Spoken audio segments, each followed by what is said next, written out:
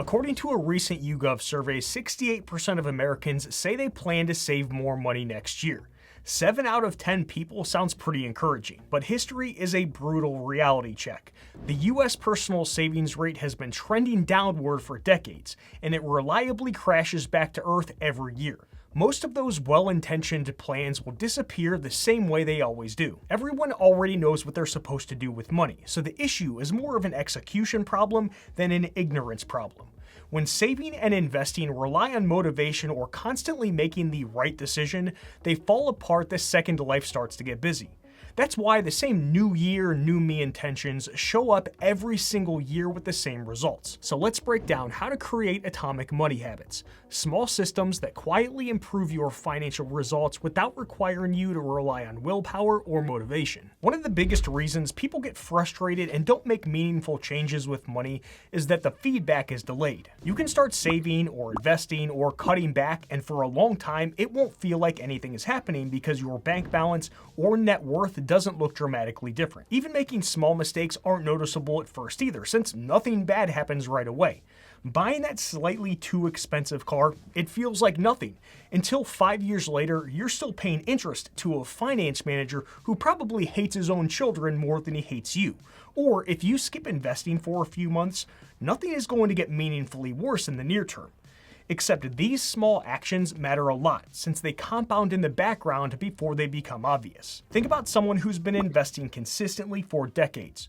There's rarely a single moment where they feel rich in the first half, since progress builds slowly. They look up and have $1.5 million invested, earning a modest income. On the contrary, years ago, I was sitting there with $82,000 of bad debt. Now that debt didn't just appear all at once like the boogeyman in my closet. My slowly accumulated it over time to the point where it was barely noticeable. When your results lag your behavior, it's easy to get complacent. You stop doing the right things because you don't see an immediate payoff, or you keep repeating small mistakes because nothing bad happens right away. Financial outcomes are delayed reactions to your daily behaviors. Chasing or obsessing over results while ignoring your habits is why most people stay stuck. Once people realize they don't like their financial results, their instinct is usually to set a new goal. Say, save $20,000, pay off debt by a certain date, or invest more this year than last. On paper, that makes sense since goals feel productive, but unfortunately, they're not. They give you something to aim for, which is 100% needed, but they're kind of like mental masturbation since they don't actually change day-to-day behavior. In fact, goals create more problems than they solve when it comes to money. First, goals are temporary. Hitting a savings target or paying something off feels good, but once you cross that line, the behavior that got you there often fades. Someone finally building a $10,000 emergency fund feels finished and slowly stops paying attention to where their money is going. A year later, the fund is half gone and they're not even sure how it happened. Second, goals rely on motivation. They assume you'll keep making the right decision over and over again to get there. Save this month, invest next month, or spend less when things are tight. That usually works until a few stressful weeks or unexpected expenses hit and the plan quietly falls apart. And third, goals focus your attention on outcomes instead of processes. You end up staring at the number instead of fixing the behaviors that actually produce it. A better question isn't how much do I want to save or invest, it's what needs to be true for this to happen automatically. That's the difference between goals and systems. A goal says, I'll try to save what's left at the end of the month. A system says, money moves to savings before I even see it. A goal says, I'll invest consistently once I have extra cash. A system says, investing happens every paycheck whether I think about it or not. A goal says, I just need to be more disciplined.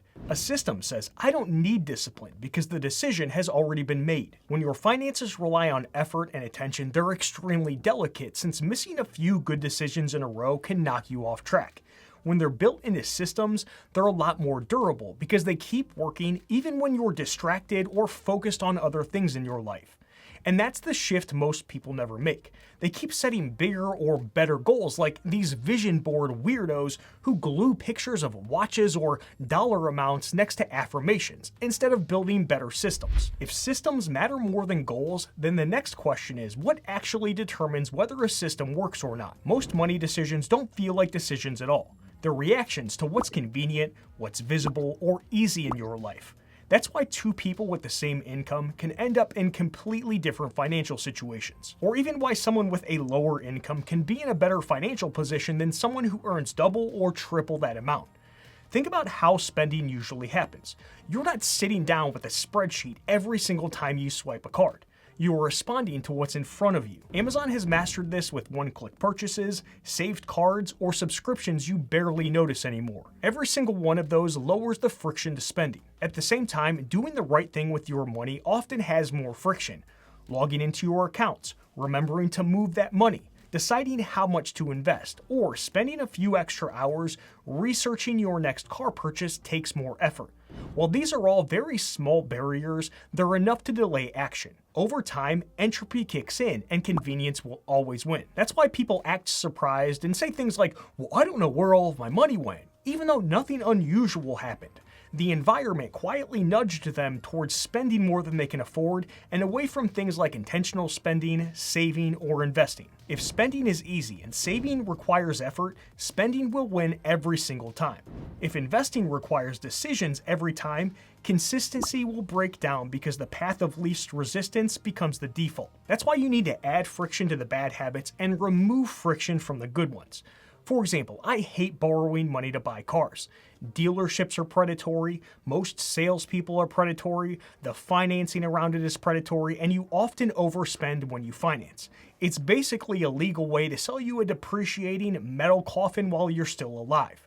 To avoid that entire circus, I have a frictionless system in place to do the right thing. Set money aside every single month into an investment account. Every month, when I get paid, money is automatically moved into the account without me even noticing. Setting up that frictionless system back in 2019 left me with a little more than $32,000 to purchase my next car with cash a few months ago. I'll have my video on everything I did linked at the top right of the screen and down in the description below. On the flip side, having to manually move money to the investment account every month would add just enough friction that it would be extremely easy for me to skip multiple months in a row. When your environment is set up this way, good behaviors happen by default since the system makes it easier to do the right thing than the wrong thing. And once you experience that, it becomes clear that good money habits should be less about self-control or discipline and more about how your environment is quietly steering you towards a behavior every single day. There's one deeper layer that sits underneath goals, systems, and your environment, and that is your identity. Most people think identity comes after results. I'll feel like an investor once I have enough money. I'll feel responsible once I get out of debt. But in reality, it usually works the other way around. Your identity shapes the decisions that you make long before the results show up. Think about the difference between these two statements. I'm trying to save more money, and I'm someone who saves and invests consistently. Those two sound similar, but they lead to very different behaviors. When you see yourself as trying, every decision, it kind of feels sort of wishy-washy and negotiable since it comes off as more optional. It's easy to break the habit because breaking the habit, it doesn't really contradict who you think you are. But when a behavior is tied to your identity, skipping it feels very uncomfortable since it doesn't align with how you see yourself. That's why identity-based systems are so powerful. Now here's where a lot of us get tripped up, because to build an identity-based system, you need enough consistent proof to show that you've embodied the identity. If there's no proof, then it kind of feels like we're just lying to ourselves, which is going to undermine the entire process and make it ineffective. Every action you take is like casting a vote for the type of person you believe you are. None of those individual votes are life-changing on their own, but over time, they reinforce the self-image of, this is just how I operate. Every time that auto deposit goes into your investment accounts, you're casting a vote. Every time you pay a little bit extra on your bad debt, you're casting a vote. Every time you say no to driving through McDonald's as you pass it on your way home, you're casting a vote. And once that identity is in place, the system becomes easier to maintain. You're no longer forcing behaviors because you're acting in alignment with how you see yourself. There's a mantra that I absolutely love that I use on a regular basis to help me reinforce my identity when it comes to certain things. People like us do things like this. When you repeat that mantra to yourself and live by it, you draw a clear line in the sand. Going back to my 2019 car example, I wasn't trying to save money for my next car. Through small monthly actions, I became someone who saves consistently because I'm living in accordance with the type of person who avoids debt by paying cash for cars. People like us, we don't finance cars because we understand all of the negative downstream effects of doing something stupid like that. People like us, we buy cars we can afford based on the numbers and not our feelings. This is also why environments and systems matter so much. They allow you to repeatedly cast a vote for the identity that you're building without needing constant motivation. So when people ask why good habits feel hard to stick with, the answer usually isn't a lack of knowledge or discipline. It's that the behavior never became a part of who they think they are. After understanding the 3 key things that matter, it can be easy to fall into the trap of wanting to fix them all at once for whatever it is you're trying to achieve. But that approach almost always backfires since it's too much to handle. When a system feels heavy or complicated, it creates more friction, which makes everything more difficult. The goal at the beginning is to create an easy system that you'll actually stick to. That's why atomic money habits have to start embarrassingly small. If saving money feels hard right now, the solution isn't to aim for some aggressive savings rate. It's to set up a monthly auto deposit of, say, $50 into your Roth IRA. If paying off your debt faster feels a little difficult, set up your accounts to pay an extra $25 per month. $50 per month isn't going to make you rich. Hell, even an extra $25 per month towards your $20,000 debt isn't going to make a dent. But that's not the point. The point is to create a system that proves that you can do it consistently, even if the amount feels almost too small to matter. These smaller systems also work because they lower the cost if you happen to fail. Missing a huge goal feels pretty darn discouraging. If you miss a tiny action, it barely registers. And when something feels easy to recover from, you're more likely to keep going since that's how consistency is built. Once the small system is running smoothly, you can ramp it up further because the foundation is a lot more solid.